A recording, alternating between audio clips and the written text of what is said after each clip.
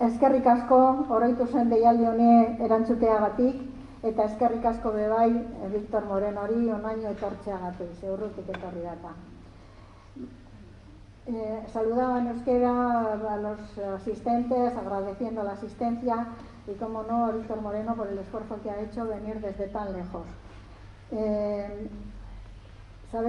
Sabéis por la agenda que iba a venir Javier Sádava, pero en el último momento por problemas de salud tuvo que cancelar el acto, con lo cual nos vimos obligados a reajustar el programa.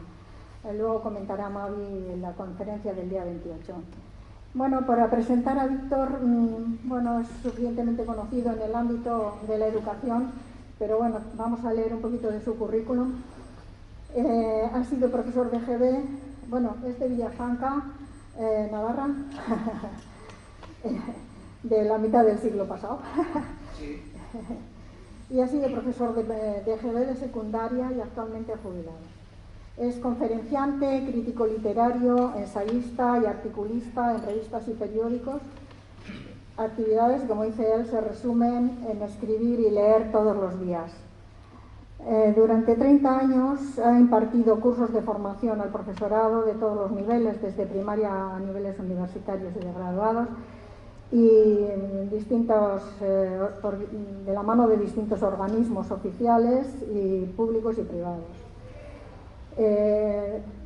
También ha estado presente en muchas comunidades autónomas del país y también es solicitado en el extranjero.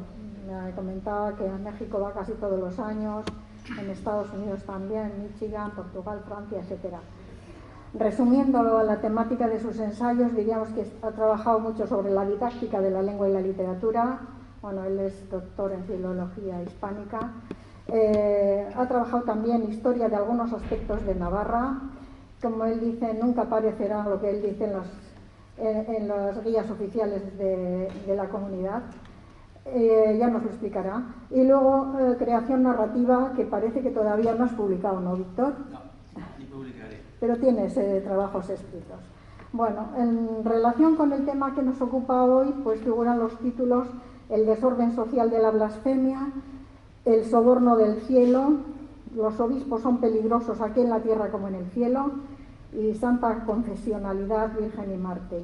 Y el libro con el que yo me topé y por el que me pareció oportuno invitarle es Con el palio hemos topado, tradiciones religiosas y representación política. Él dice que ninguno de sus libros ha recibido el Milos Tap de turno, y cree que más bien ha sido el Anatema Sit.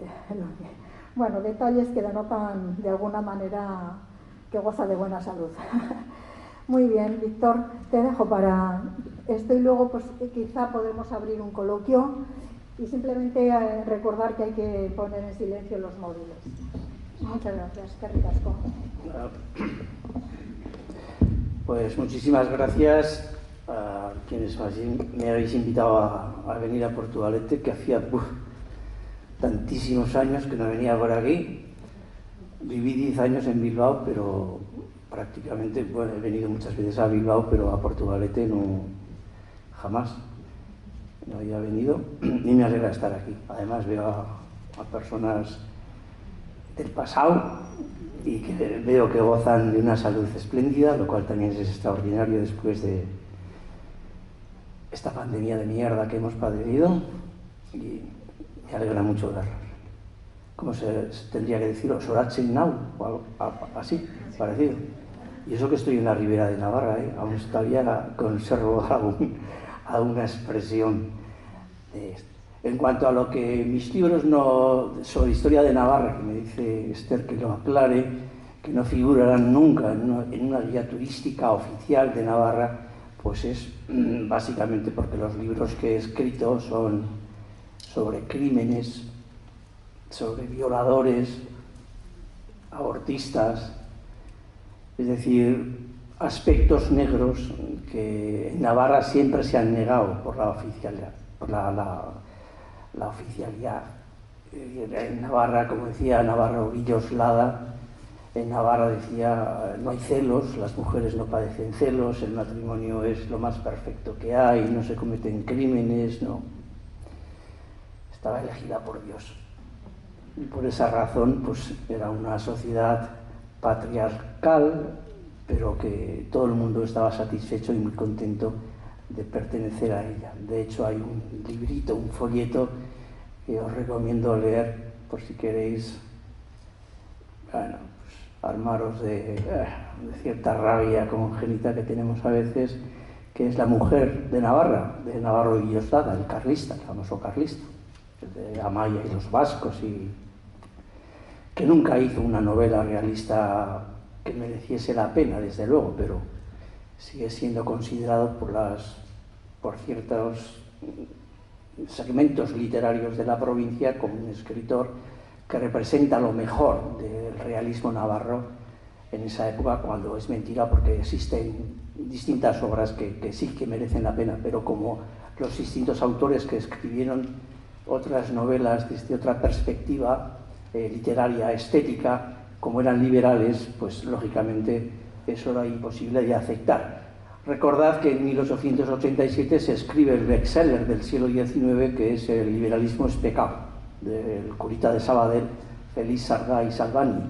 Y a partir de ahí ya, pues todo lo que sonase a liberalismo era pecado, intrínsecamente pecado. Y además es que se llevaba a la práctica el ostracismo, el oscurantismo, la persecución, la infamia, la inquisición, negándoles puestos de trabajo, etcétera, etcétera. Por ejemplo, el Diario de Navarra, sus apelaciones continuas a que no se en las empresas no se contratase a gente liberal era habitual. Arturo Campión, el famoso Arturo Campión, del cual pues también se han hecho pues alabanzas sin fronteras, ¿no? Unas alabanzas continuas, etcétera, etcétera, por su defensa del fuero, etcétera. Campión tiene unos escritos sobre la blasfemia que son delirantes. Viene a decir que a todas las personas que blasfemen, que no se les dé un puesto de trabajo tampoco. Y si en una empresa uno blasfema, que se le expulse fulminantemente de la empresa. No merece ese trabajo, porque lógicamente pues ha denigrado lo más sagrado de este mundo, que es lógicamente la figura de Dios. Y eso tiene el contexto no de un nacionalcatolicismo, porque el nacionalcatolicismo, bueno, podría decirse que sí, pero es un catolicismo incipiente. De hecho, en estas charlas que se supone que va a haber, porque me imagino que habrá posterior y otras, cualquier tema que se pille para analizarlo, desde cualquier punto de vista que uno se plantee, pues por ejemplo el nacionalsocialismo, laicismo versus clericalismo, la representatividad religiosa que hoy día ostentan los políticos desde instituciones públicas, lo cual es una aberración, como un piano de grande, pero un piano de estos alemanes interesantes, la aconfesionalidad que establece la Constitución en su artículo 16.3. Ninguna confesión tendrá carácter estatal. Esa es la definición que viene en la Constitución, que paradójicamente ni siquiera aparece la palabra aconfesional, ni tampoco aparece la palabra laico en toda la Constitución. Si os lo habéis leído, que supongo que no, pero hay un índice por orden alfabético que se puede mirar. De todas maneras, hay que decir que en los derechos universales o los derechos de la Revolución Francesa, que castigan de forma drástica y radical a la Iglesia, tampoco aparece el laicismo. El laicismo es un término de finales del 19 y que viene de Francia, por las leyes francesas, que sí que establecen ya un laicismo de separación Iglesia-Estado radical, pero eso son franceses. Nosotros... Y el término pues que nos viene a hablar aquí, la razón por la cual he venido aquí, que es que podría plantearse de una manera un poco plástica, preguntando ¿qué pinta el palio en un estado confesional? En un estado aconfesional, ¿qué pinta el palio? El palio es el signo por excelencia del fascismo de la fe. El palio, como sabéis, la palabra palio es una palabra latina que significa paño, es paño. Del verbo palio, bueno, de la palabra palio viene el verbo paliar, que se usa de una manera totalmente incoherente a veces cuando se dice paliar el paro, ¿no? Porque el paño ese se utilizaba para cubrir. Si cubres pues, las deficiencias del paro, pues a ver cómo nos las arreglamos. Otra cosa es que después haya unidades paliativas en los hospitales, pero que eso es otra cuestión.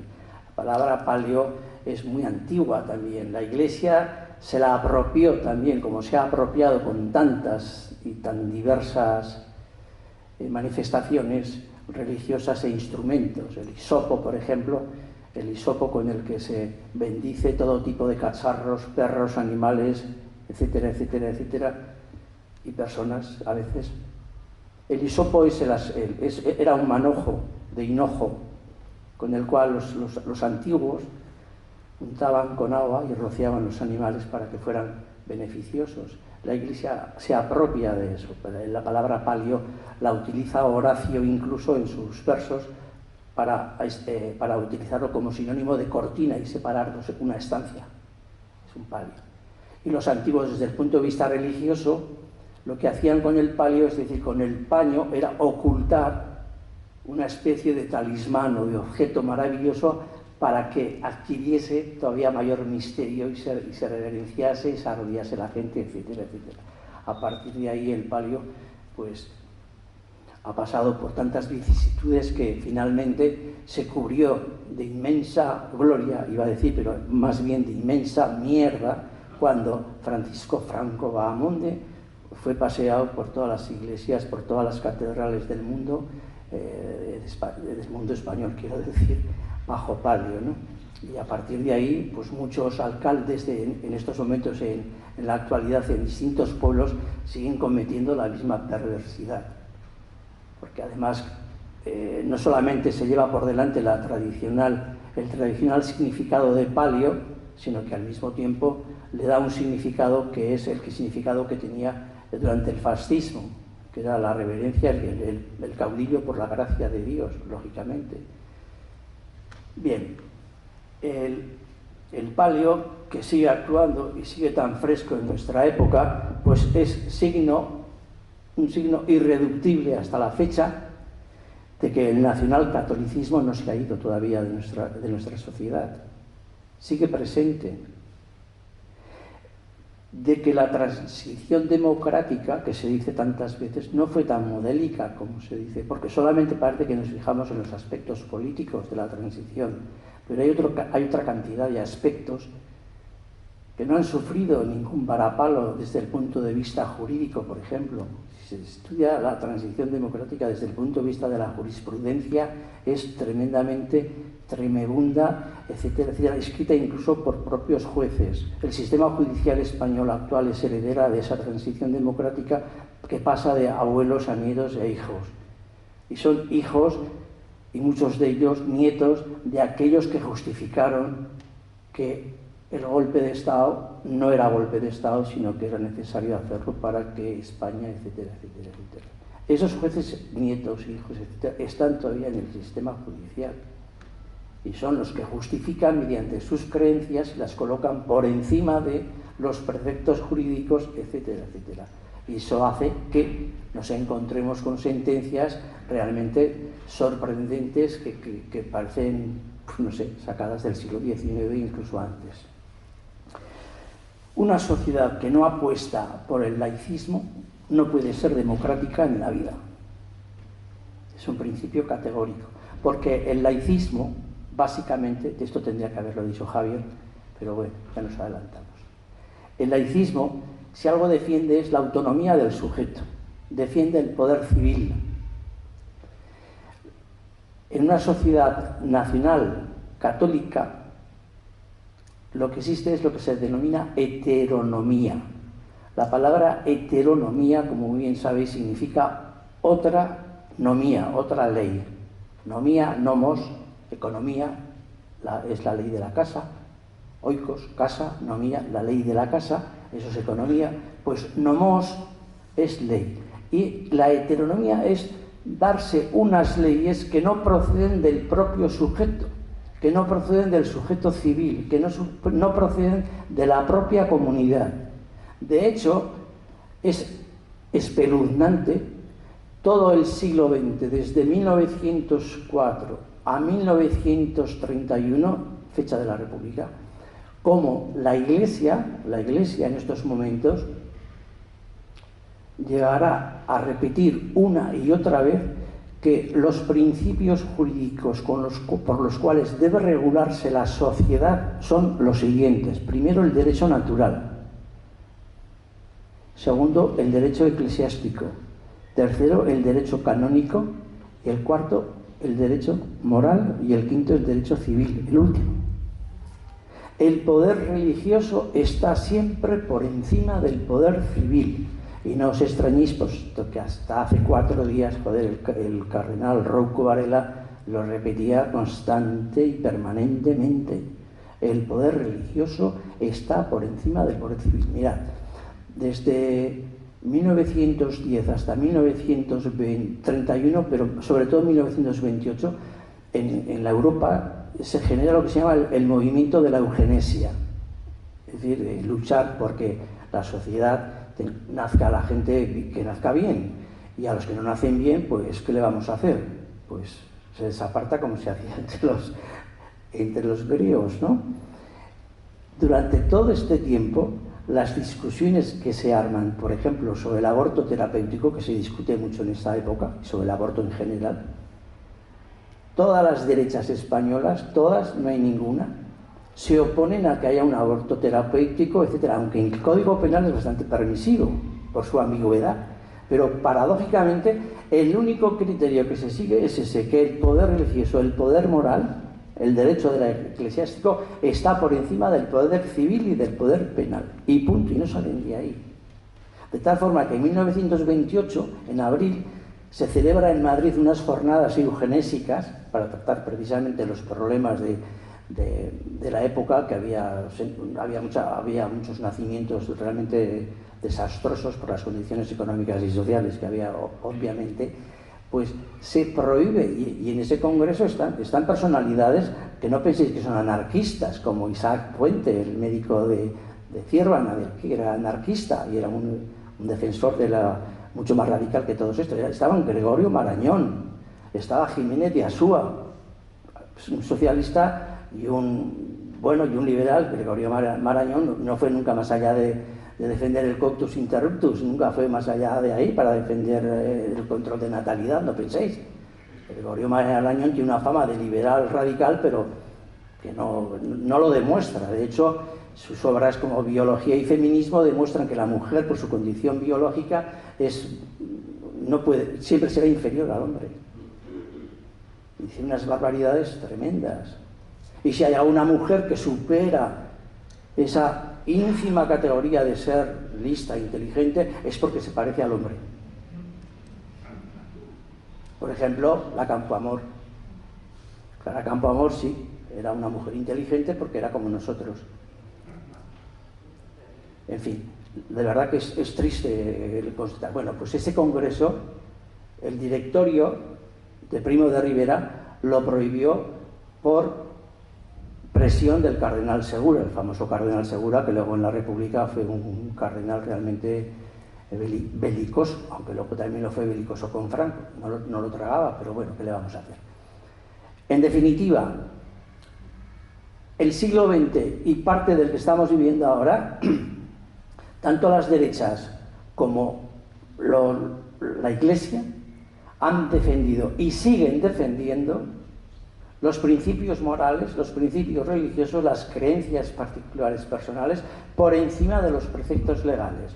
Y si no, repasad todas las advertencias que se hacen con respecto al aborto en estos días en México, en Polonia, en Estados Unidos, y veréis que siempre es la misma historia. Pues es una historia que se está repitiendo tal y cual se repitió en los años 1928. ¿Es lícito el aborto terapéutico? Pues para los médicos incluso que abortaban, y no abusaban de su arte, que era lo que planteaba el Código Penal. El médico que abuse de su arte, pues se le condenará, pero el médico decía, yo no abuso de mi arte, yo uso mi arte para salvar una vida que está en peligro. Y no hubo nunca una condena de ningún médico que hiciera abortos terapéuticos, ni una. El Código Penal no lo condenó. Pero sí, sin embargo, en 1928, vale, si hacemos una visión diacrónica de la relación de catolicismo, nacional-catolicismo con laicismo, observaremos hasta nuestros días como mínimo 5 movimientos. El primer movimiento católico en relación con lo político, con el Estado, se da en septiembre de 1874, cuando en el manifiesto de Sandhurst, que se llama Antonio Cánovas del Castillo, liberal, es lo que decía él, de derechas conservador, publica un manifiesto que lo firma Alfonso XII, que entonces cumple la mayoría de edad de 17 años, estaban entonces estudiando en Inglaterra, como la que está actualmente, una de sus descendientes, sigue la moda esta. Ahí lo que defiende Cánovas del Castillo es una monarquía constitucional católica. El Estado es católico y tiene una monarquía constitucional. Suena la cosa casi como hoy, pero ese es el primer movimiento. Después, curiosamente, si repasamos la historia de este señor, veremos que si Alfonso XII se declara católico y se declara al mismo tiempo liberal, su hijo, Alfonso XIII, en 1913, junto con otro político conservador, que será Maura, aquí ya da un salto cualitativo, pienso yo, consagrando España al Sagrado Corazón de Jesús. Mira que les gusta consagrar esta sortisa a esto, ¿eh? Y luego se quejan de que Kunta Kinte y la familia aquella que eran supersticiosos. Pues ¿qué hacían los negros aquellos en África, en las películas aquellas? Salían con los hijos y lo ofrecían a los dioses, y los indios igual. Pero aquello, eso es magia, es supersticioso. Lo nuestro no, lo nuestro es fe, Cuando supersticioso, ¿qué es supersticioso? Supersticioso es sobre, esticio, lo que se coloca sobre, en medio, para poder acceder a lo que no podemos llegar. Pues eso es una superstición, pues eso es la religión. La religión es una superstición y la superstición es una religión. Y no hay vuelta de hoja. Y no sé por qué tienen miedo a estas palabras, pero bueno. En el Cerro de los Ángeles, con estas palabras: siendo la tradición católica de la realeza española, si pensamos en los reyes que hubo en España, tienes razón. Todos se doblegaron a la cruz. No hubo ni uno. Y continuando gozoso la historia de su fe y devoción a vuestra divina persona, confesamos que vos vinisteis a la tierra. Toma ya. El Sagrado Corazón, acordaos, vino, ¿no? No sé si andáis muy duchos en estas historias, pero acordaos que Santa María de Alacoque recibió el Sagrado Corazón en persona, y de ahí viene lo del detente bala de los carlistas y todas esas imágenes del Sagrado Corazón de Jesús. Se ponían en el detente bala una vez. El detente bala es un trapito con una imagen del Sagrado Corazón que se la colocaban los soldados en el pecho, y cuando iban a la guerra, pues la bala, pues como no entendía de esas cosas, pues atravesaba y tal, y el que se salvaba pues decía que era por eso, pero en realidad lo que había pasado era que la bala había pasado a 10 metros. Confesamos que vos vinisteis a la tierra. La Virgen del Pilar también vino a la tierra el 2 de enero del año 40 de nuestra era, allá sentada en un pilar, y se le apareció a Santiago. Santiago estaba en Zaragoza, y como no conseguía que los maños se confesaran cristianos, digo, pues tengo que animarle a este hombre. Y le animó a Santiago y le dijo: mira, a partir de este pilar que ves aquí, vas a construir una iglesia. Y así dicen los maños que se construyó la iglesia. ¿Quién le va a negar eso? Pues muy bien. Menuda basílica se cascaron a partir de ahí. Y Santiago entonces fue a Santiago de Compostela, y ahí viene toda la historia, etcétera, etcétera. Es que a mí me encanta todo esto. Decía Borges que la teología católica era la mejor literatura que se había escrito en todos los tiempos. Oye, es que es verdad, se inventan unas historias realmente que es que yo sinceramente la gozo leyéndolos. Que vinisteis a la tierra a establecer el reino de Dios en la paz de las almas redimidas por vuestra sangre y en la dicha de los pueblos que se rijan por vuestra ley, que se rijan por vuestra ley, que al final es eso. Reconocemos que tenéis por blasón de vuestra divinidad conceder participación de vuestro poder a los príncipes de la tierra. Esto es curioso esto, luego ya veremos por qué. Y de que por vos reciben eficacia y sanción todas las leyes justas en cuyo cumplimiento estriba el imperio del orden y de la paz, pero sobre todo el poder religioso. Hay una anécdota que dice que junto a las letras talladas en piedra del Sagrado Corazón, y yo la he visto en la Biblioteca Nacional, hay una, buscándolo se encuentra, dice: reinaré en España, pone, ¿no? Y alguien añadió la soberbia frase de ¿qué te crees tú eso? Pero en realidad no sé qué decir, porque bueno, y Rocco Varela haría lo propio en el año 2009. Bueno, y lo que sucedió en 1939 ya, pues ya es el acabose, porque ya en 1939 ya ahí se establecía de por sí ya lo que llamamos el nacionalcatolicismo. Pero antes quiero decir que después de ese primera fase del catolicismo con una monarquía constitucional, que hay una especie de nacionalcatolicismo, pero no es abrasivo ni invasivo como lo será más tarde.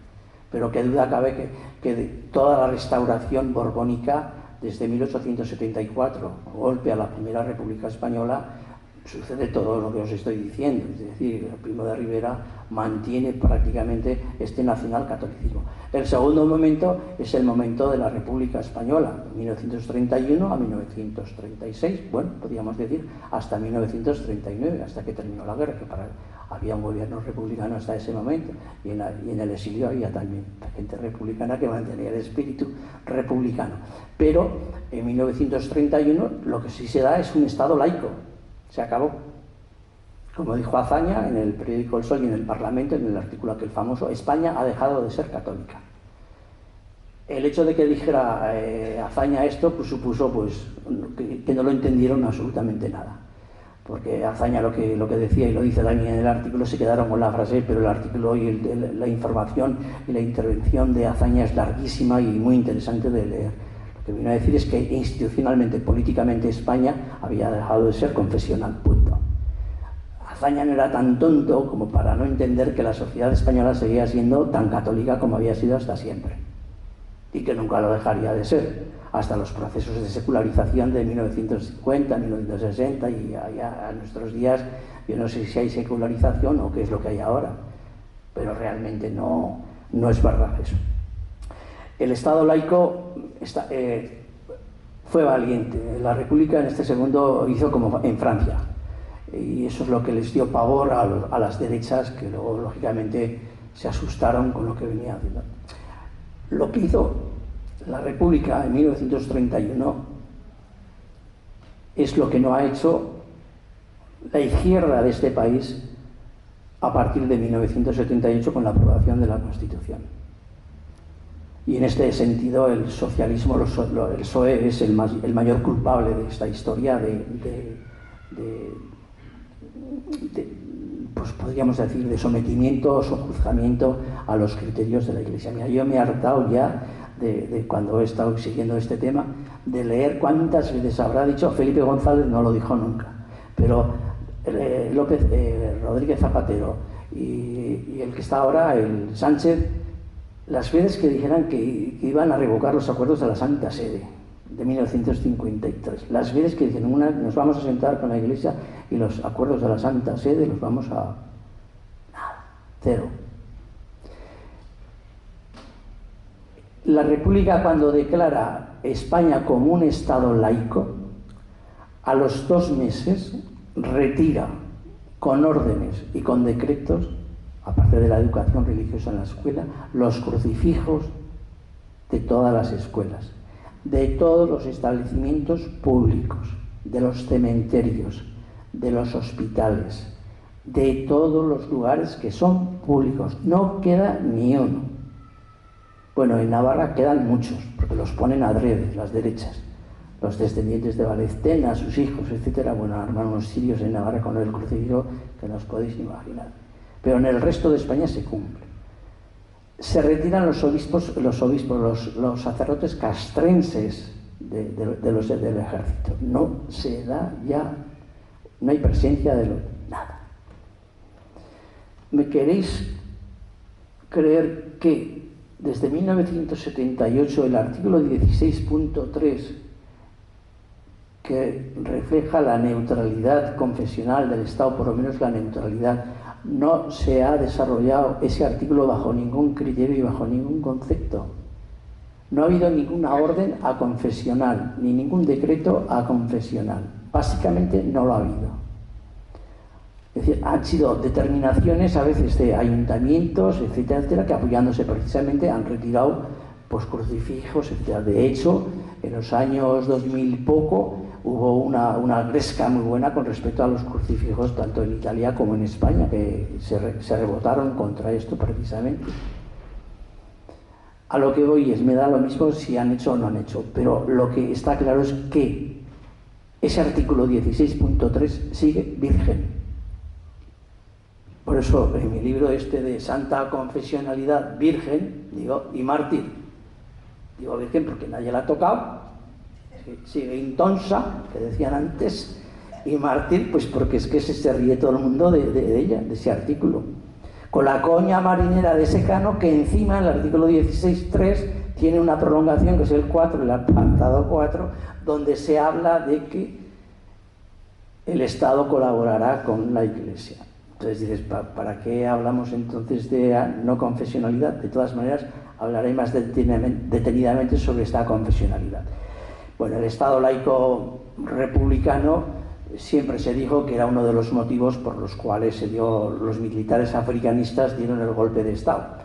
Pero es un pretexto, básicamente. Yo creo que si se rebotaron fueron los monárquicos, que eran los que realmente movieron el percal. Los que movieron toda la cuestión de la pasta, el dinero, etc. Por lo menos los últimos libros, las últimas investigaciones que hay sobre el golpe de Estado van por la línea de que fueron las familias monárquicas de España las que hicieron posible el golpe. De hecho, si nosotros observamos e investigamos la espiritualidad de nuestro Franco, observaréis que Franco sí llevaba una Virgen del Pilar en el pecho, que se la había regalado precisamente a Alfonso XII, pero yo no, cuando estuve de director en la Academia Militar de Zaragoza, he repasado los heraldos de Aragón, de la época, y nunca le he visto que diga, y Franco visitó, el director de la Academia Militar, visitó la Basílica del Pilar, y rezó un Padre Nuestro, una Ave María, etc. Nunca se mostró religioso.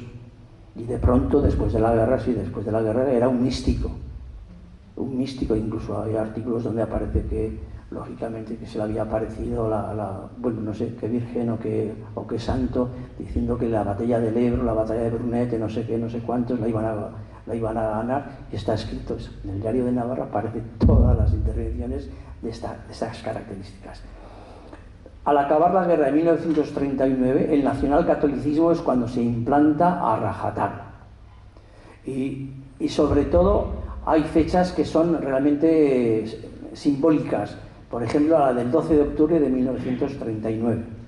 La 12 de octubre se celebra entonces la Virgen del Pilar, cuando en realidad no se celebraba en esas fechas, se celebraba el 2 de enero cuando visitó la Virgen a los Maños. Y es a partir del 12 de octubre de 1939 cuando los obispos, en concreto el de Pamplona, el de Navarra, que era de Baracaldo, curiosamente, nuestro querido amigo Marcelino Laechea Loizaga, familia de nuestro amigo Rafa Loizaga, de hecho su padre eran primos, lógicamente, y Loizaga, en un artículo en concreto, llegará a decir, lo define, yo creo que claro, estaba inspirado por el Santo Pichón. Es decir, el nacionalcatolicismo es la fe tomada como elemento fundamental de la unidad española. O sea, no se puede ser español si no eres creyente, si no crees. Y a partir de ese momento, ese pensamiento arrasa, es viral, como dirían ahora. Se vuelve viral. Y efectivamente, a partir de ahí, ¿qué sucede? Pues sucede que hay una dictadura de la fe. El nacionalcatolicismo es un fascismo de la fe. Así, con todas las letras. La persecución que se establece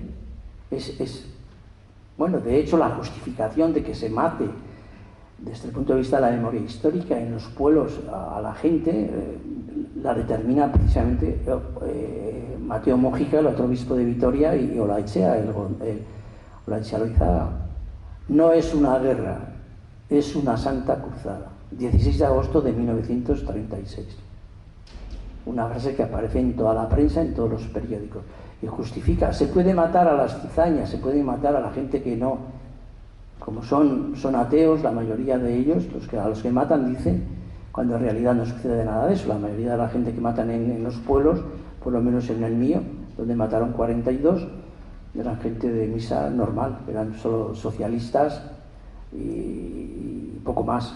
Y además un socialismo pues carpetobetónico, ¿no? Un socialismo pues, de reivindicación de unas tierras y poco más. Eso es lo que hay. Entonces, lo interesante del nacionalcatolicismo es que convierten a España en un corral, ¿no? Acordaos de la obra, si no la habéis leído, os la recomiendo también desde esta perspectiva, de Massaud. Massaud habla el libro que se titula Gallinas ciegas. Las gallinas ciegas son los ciudadanos españoles que se dedican a picotear por todos los lados, donde al picotear, ¡bum!, un hueso. Oiga, ¿y este hueso de quién es? Es una metáfora muy brillante y por otra parte es una metáfora muy potente de lo que fue precisamente la Iglesia. Y Massaud, precisamente un escritor pues, que lógicamente se exilió. Lo más fuerte de esto, lo más curioso es que, fijaos, en el nacionalcatolicismo se enfrentan dos realidades como muy curiosas, porque por una parte está el clericalismo, que es la invasión abrasiva de la Iglesia en los asuntos del Estado, y por otra parte es una dictadura totalitaria.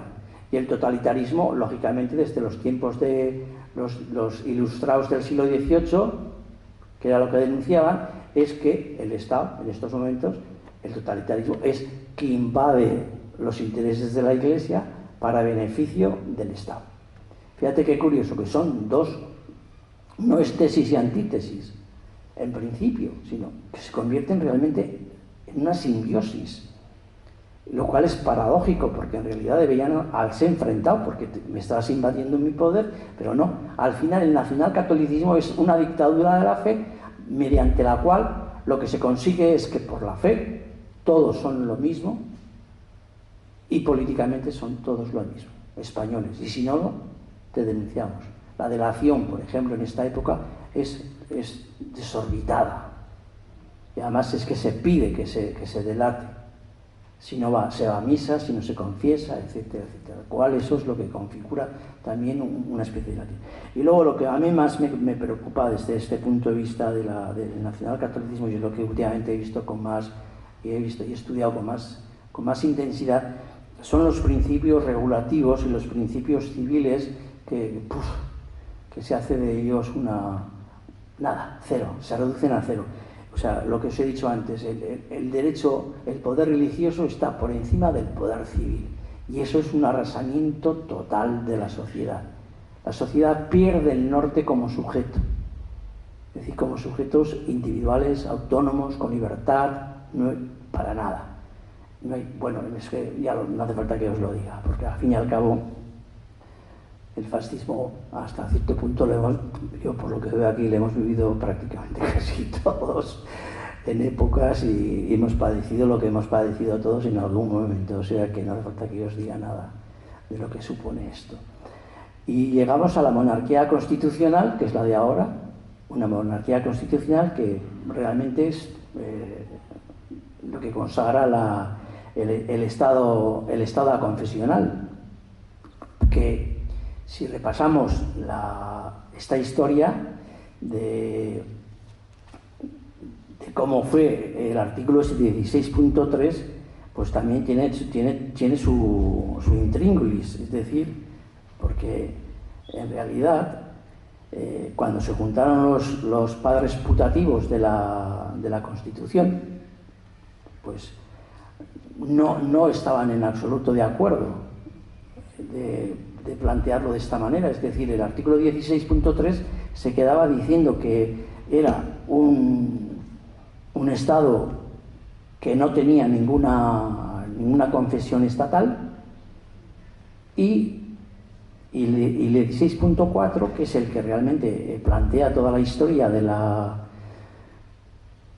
desarrollo de la cooperación de la Iglesia, el obispo Ñáñez llamó a los políticos de derechas, que en esos momentos estaban Fraga y Óscar Alzaga, y les dijo que ese artículo no podría quedar así, que los de izquierdas en estos momentos, los que defendieron toda la postura, estaban Santiago Carrillo por el PC, que se bajó los pantalones también, lógicamente, con el tema, y estuvo el Varón del PSOE, que no se bajó los pantalones, pero luego tampoco votaron en contra, sino que luego se abstuvieron. O sea que al final salió lo que planteaba. Estoy buscando aquí la parte que no la encuentro, pero espero encontrarla para que veáis un poco lo que realmente supuso.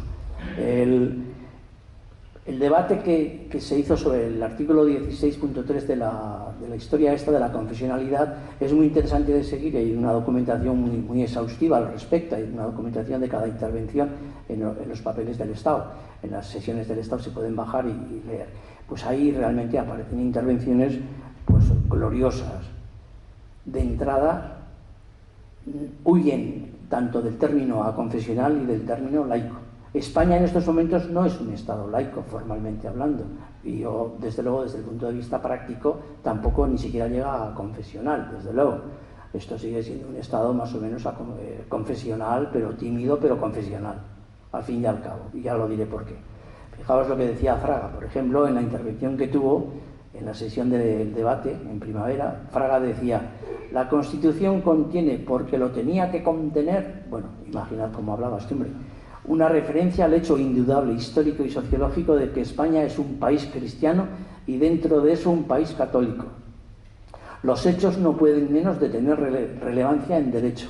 Hombre, pues claro. Pero a ver, también hay mucha gente que no cree en eso. Nada, eso no les importaba.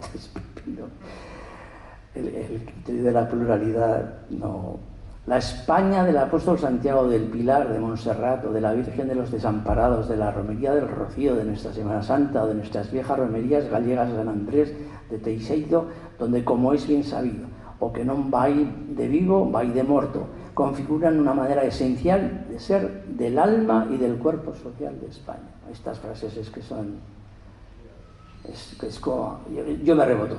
Es cuando Osasuna representa el espíritu más genuino del ser navarro. Y se quedan tan felices diciendo, genuino viene de gen, ¿no? O sea que tenemos un gen, los navarros dirían, ¿no? ¿Cuál es el espíritu navarro? ¿Qué te lo proporciona el espíritu navarro? Comer alcachofas, comer espárragos, ir a San Fermines, ir a la Virgen del Pilar, digo, a Sírica. Es increíble. Enrique Barón, que era el del PSOE, el que le contesta, es muy gracioso, pero que es que no ahonda tampoco, pero fijaos lo que le dice. El argumento que se nos da es que España semiológicamente, es decir, semiológicamente por el significado, es mayoritariamente católica. Que era verdad, nadie lo niega esto. Incluso ahora ahora está un poco vacilante las estadísticas, pero ¿qué más da estadísticas? Si no se trata de eso, se trata de otra cosa, se trata de respeto. Pero es que por esa razón tendríamos que llegar a extremos tan absurdos como decir que la Constitución española tiene que reconocer que España es un país con orografía muy accidentada. Me parece genial el tío, es una ironía y una facundia. Tiene que reconocer que España es un país eso, o que la mayoría de los españoles somos morenos y no de muy elevada estatura. Y eso entiendo que es una burla, porque la cuestión religiosa es una cuestión que está en principio en la conciencia. Pero luego se abstuvo. Carrillo, lo de Carrillo también es: tenemos un interés especial en no topar con la Iglesia Católica y en no contribuir a mantener ningún obstáculo que pueda enfrentarnos con esa fuerza que, no lo olvidemos, dio la base ideológica a la sublevación y a la cruzada, y que podría dar todavía la base ideológica a una resistencia que sería peligrosísima para el avance de la democracia y del socialismo. Qué posibilista el cabrito de él. Pero además, claro, es que Carrillo con la historia española tenía todavía muchos frentes abiertos en esta época. Las veces que le recordaron lo de Paracuellos, etcétera, etcétera. Uf. Entonces Santiago dijo, bueno, pues yo me va a pasar. Bueno, luego viene Gabriel Cisneros, Eric Barrera y así sucesivamente. De hecho, estos tres artículos, los que os estoy diciendo, 16.3, 16.4, que plantea la colaboración con la Iglesia, se votó el 17 de julio del 78, y votación de los apartados 1 y 2, que se garantiza la libertad ideológica y nadie podrá ser obligado a declarar, pues todos votaron a favor. ¿Cómo vas a votar eso? Pero votación del apartado 3, ninguna confesión tendrá carácter estatal, 197 votos a favor, 2 en contra y 112 abstenciones. Ojo, no tuvieron agallas en estos momentos de plantear la confesionalidad, que la confesionalidad al principio se planteaba como tímidamente como una confesionalidad, pero es que no lo era.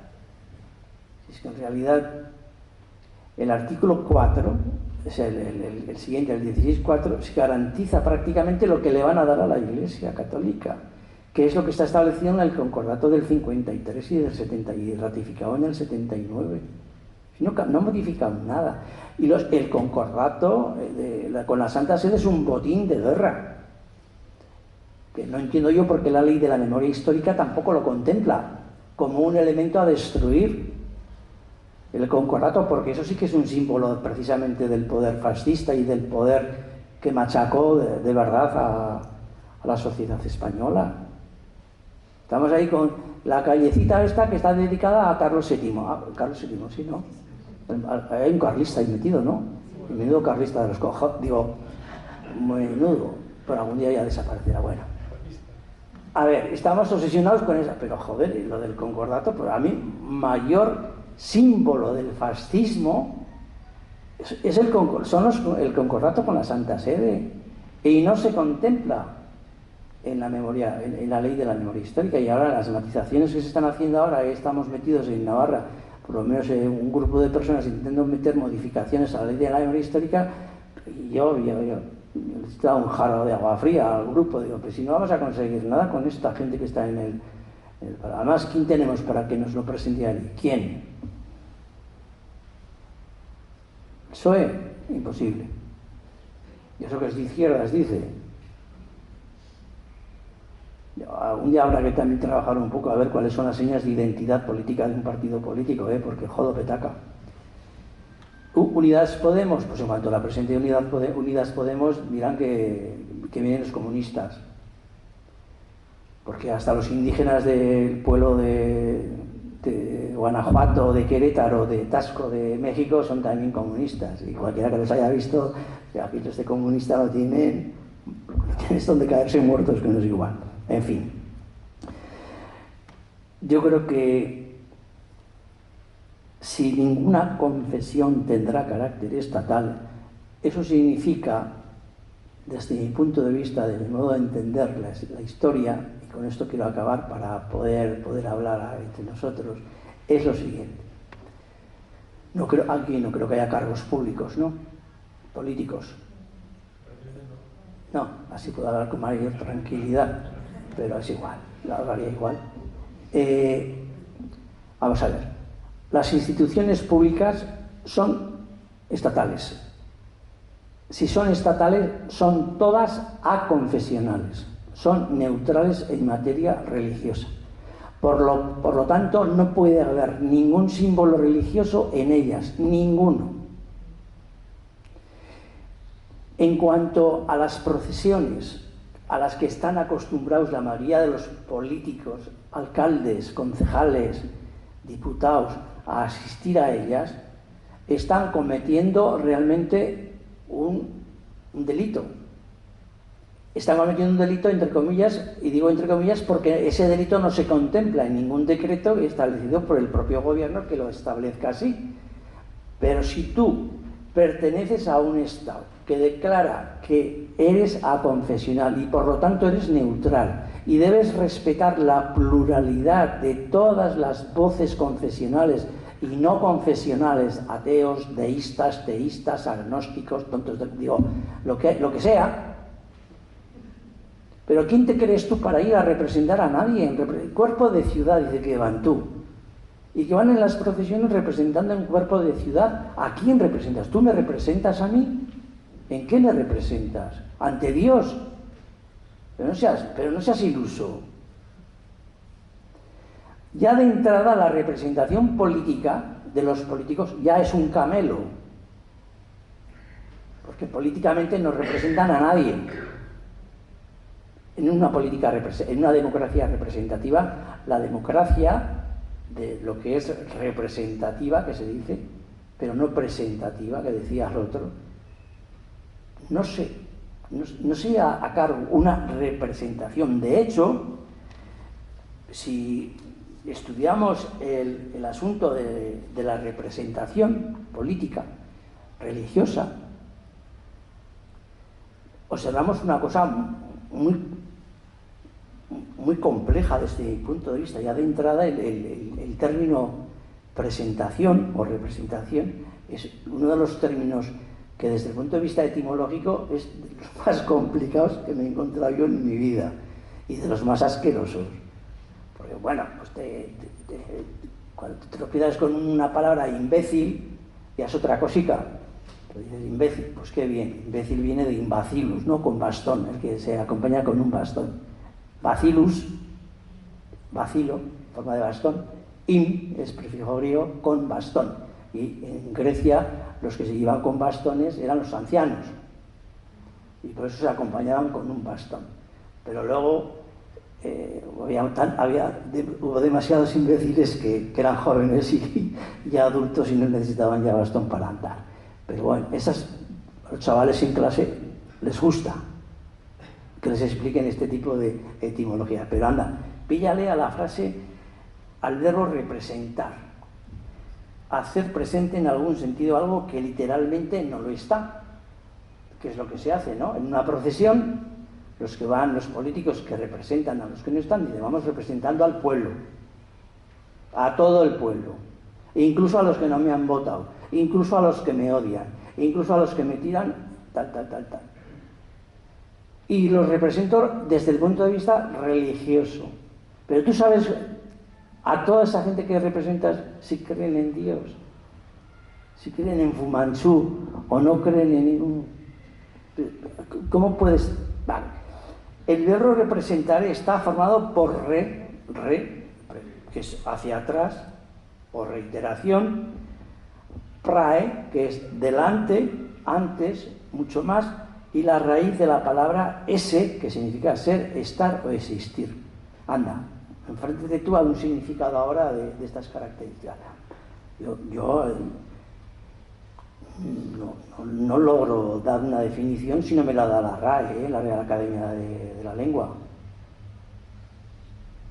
Es complicadísimo. Pues los políticos se atreven con ello. Son capaces de representarte, aunque tú pases olímpicamente de ellos.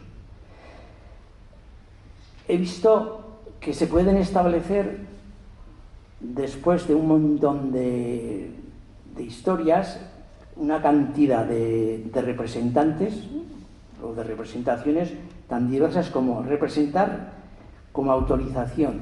El representante es alguien autorizado a actuar en nombre del representado.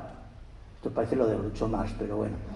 El cual asume las consecuencias de las acciones del representante como si las hubiera realizado él mismo. ¿Cuándo ocurre esto en una procesión? Cuando lo representa en la vida. Una de ellas, evidentemente, como digo, no es el caso ni de la representación política ni de la representación religiosa. Ojo. No lo es porque los representantes no han recibido la pertinente autorización de sus representados. Toma, vete y represéntame en la procesión del Corpus Christi, que va a haber hoy. No reciben ningún mandato. Se lo atribuyen. ¿Por qué se lo atribuyen? Joder, por tradición. Y todo lo que viene por tradición es buenísimo. Y cuanto más antiguo, mejor todavía. Sí, por las narices. Cuanto más antiguo es más aberrante, probablemente. Más aberrante, porque se instaura esa tradición en unas circunstancias donde predominaba realmente las costumbres probablemente más feroces y más terribles contra el ser humano. Donde la figura, por ejemplo, del chivo expiatorio funcionaba, lógicamente, que también procede de la Biblia. Representación como responsabilidad u obligación de rendición de cuentas. La representación es una relación de agencia en la que el representante debe rendir cuentas por su actuación ante su representado. Entonces, cuando termina uno pues, a ver, ven aquí, danos cuentas de lo que has hecho en la procesión. A ver cómo me has representado, si te has portado bien o no. A ver, igual esta noche lo siento en casa y Dios se me aparece y me hace cosquillas en el sobaco. ¿O qué? Alguna cosa igual experimento. Y ya no digamos a los políticos. Terminan una legislatura y ¿quién les pasa factura? ¿Cómo rinden cuentas? ¿En dónde rinden cuentas? No rinden cuentas bajo ningún criterio y bajo ningún concepto. La representación como correspondencia, descripción o reflejo. El representante suple al representado por medio de una correspondencia de características. Eso os lo estoy diciendo así porque es que lo he encontrado en las distintas afirmaciones de que este representa no sé quién, yo represento. Bueno, me tengo que leer cada vez que haya una manifestación de la Carmena. Por ejemplo, la Carmena, la Plaza Carmena de Madrid, estaba metida aquí. Esta asistía a porque un día descubrió que ir a la procesión, no sé, se sintió... exacto, ¿no? Que está en los periódicos, que no me invento nada. Pero ¿cómo es posible una mujer que ha sido toda la vida una atea declarada? Bueno, pues igual se le ha parecido a la Virgen María como a Santiago. Representación como identificación simbólica, no os voy a dar, solamente os voy a leer para que veáis hasta qué punto hay diferencias representativas. Representación como actuación por otro. Representar es figurar, en fin, y así podríamos seguir y haciendo. A lo que voy es lo siguiente. Ningún representante político del Estado que está representando a un Estado aconfesional puede ir a una manifestación. Bueno, no debe ir. De hecho, puede ir y va. A ver, lo que quiero matizar es lo siguiente. Yo no estoy en contra de las procesiones, no voy a ninguna, pero no estoy en contra de las procesiones, obviamente. No soy quien para decirle a nadie que se manifieste que es un imbécil total. En una procesión de estas características que estás alabando a una efigie, es fetichismo puro. Bueno, retiro lo que acabo de decir por lo de imbécil. Cada uno que haga lo que le dé la gana. A lo que voy es, el político, si quiere, que vaya a las procesiones, que vaya, pero nunca en cuerpo de ciudad, nunca en representación de nadie. ¿Quieres ir a la procesión? Pues métete con la gente, envuelto, te metes entre la gente y haces la procesión y Santas Pascua. ¿Quién tiene que organizar una procesión? Pues la Iglesia, joder.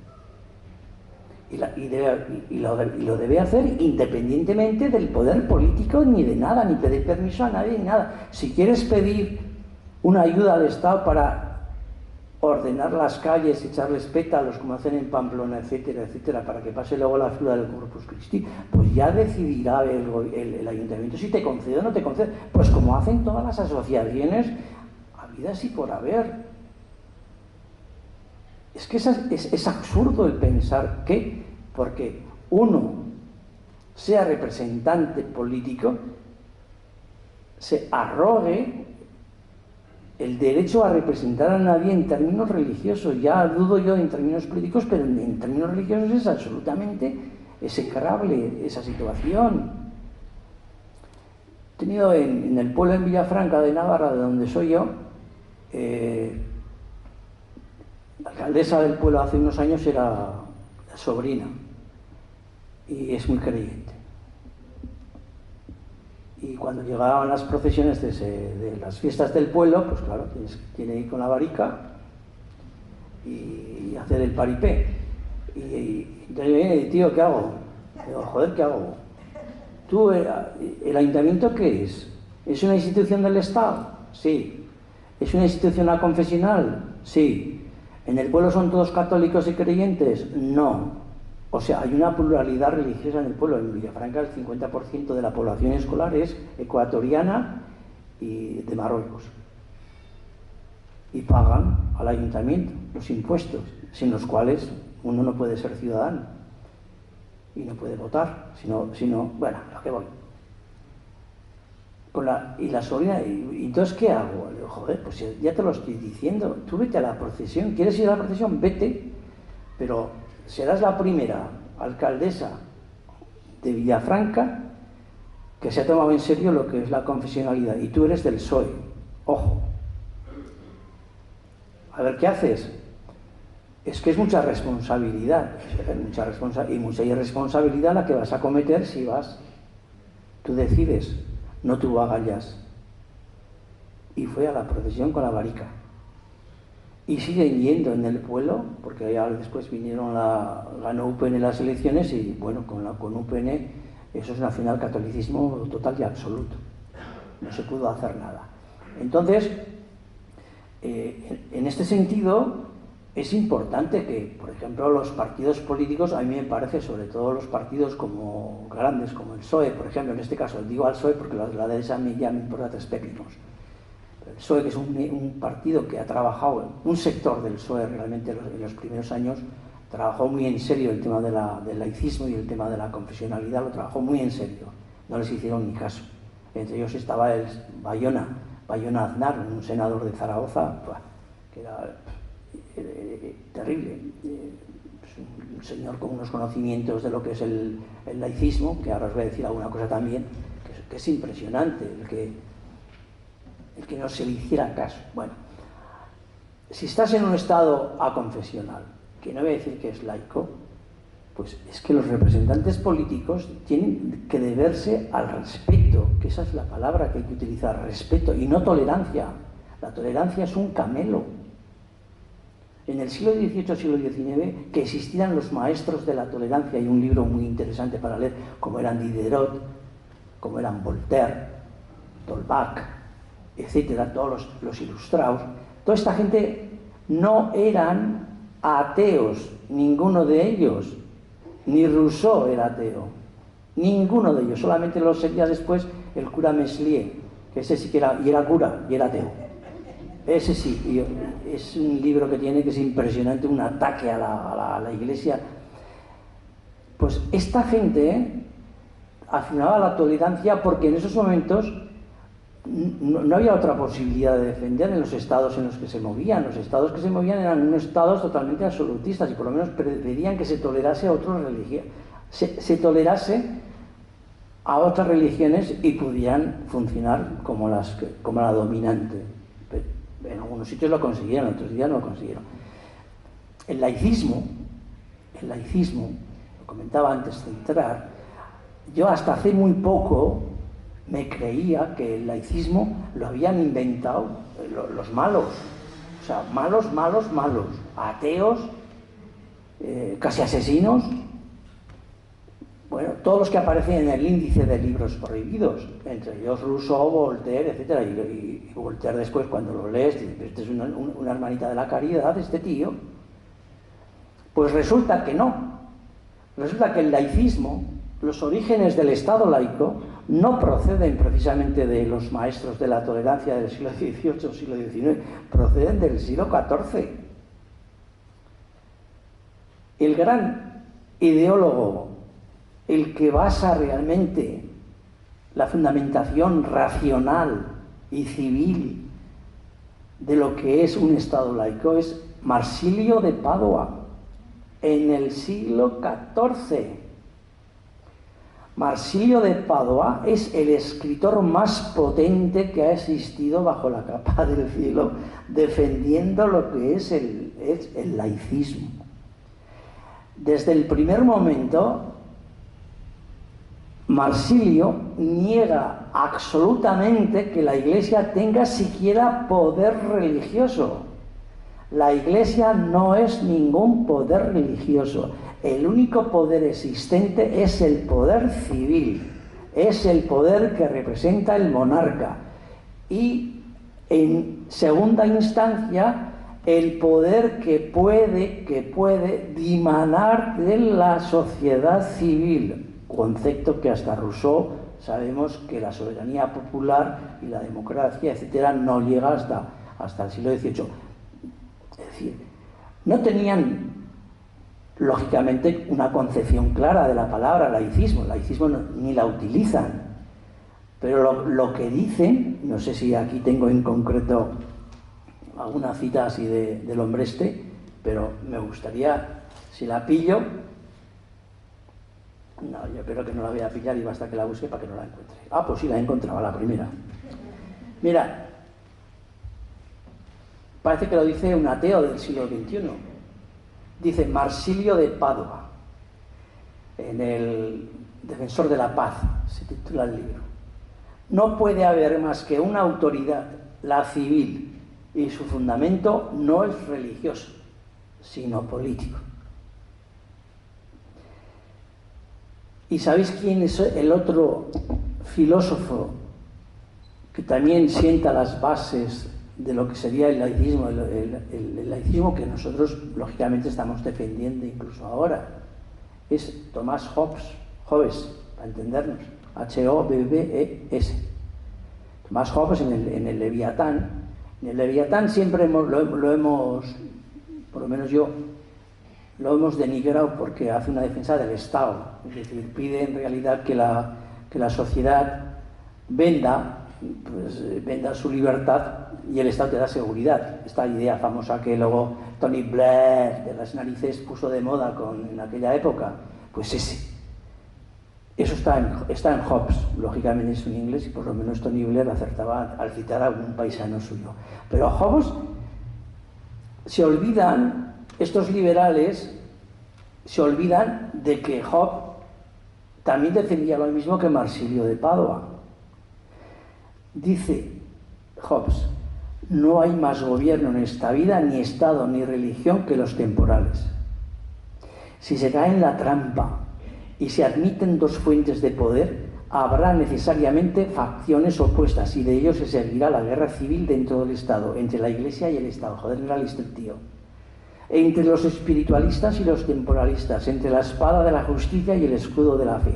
Y lo que es más, habrá disensión dentro de cada hombre entre el cristiano y el hombre. Si el poder civil debe sujetarse de algún modo al espiritual, quien tiene el supremo poder espiritual tiene el derecho de mandar sobre los principios temporales y de disponer en sus medidas temporales subordinándolas a las espirituales, lo que resulta además de peligroso, ininteligible desde la identidad de la comunidad y de la autoridad civil. Pues oye, a pesar de que estos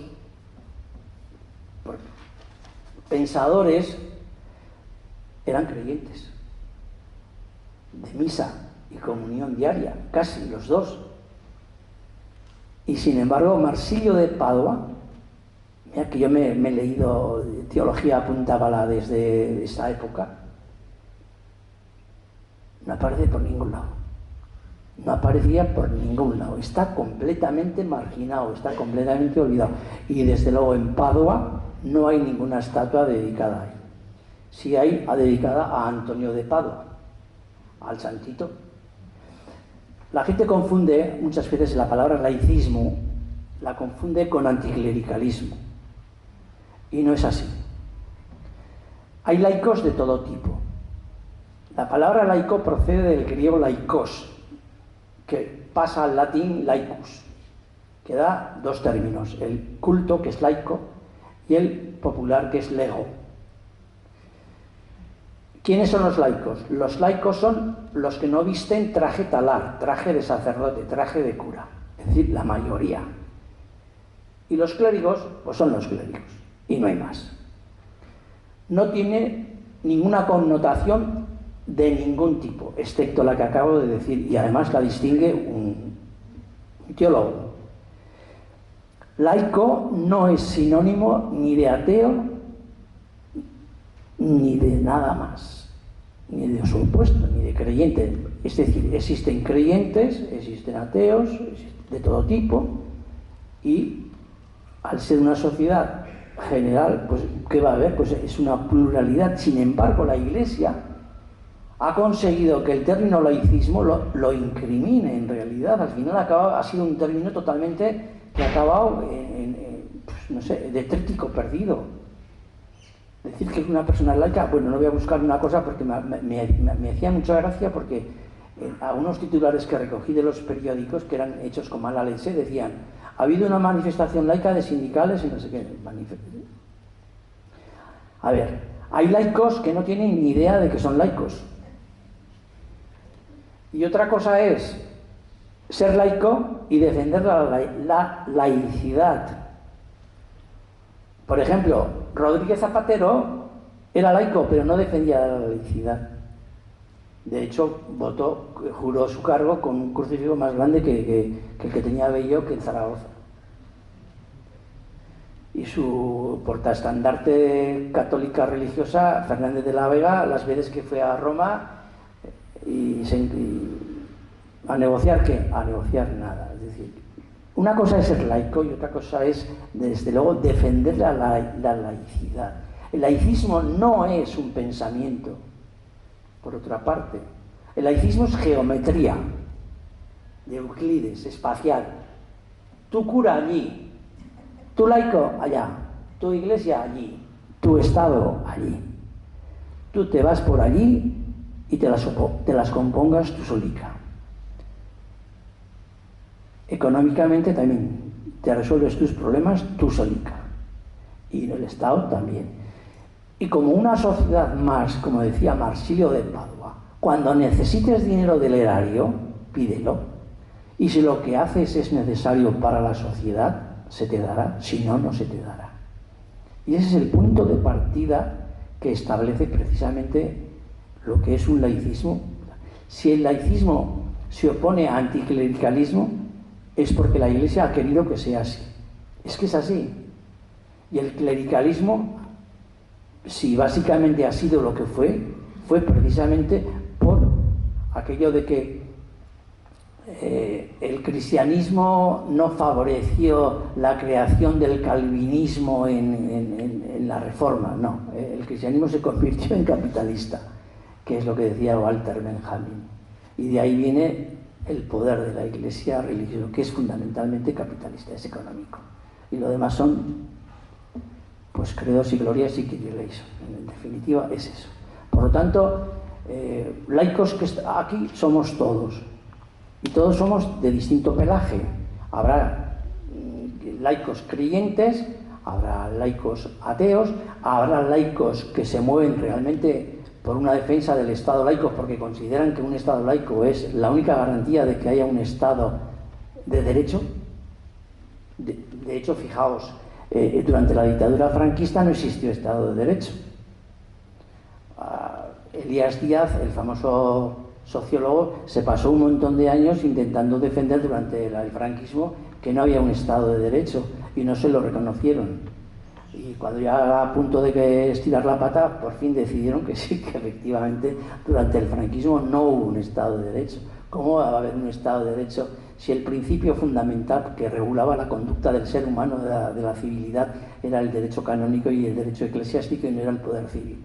Y el poder del Estado no procedía de la propia sociedad. Es que era imposible que existiera un Estado de Derecho. Bueno, como decís vosotros, Bilera Bukatu da. Vale.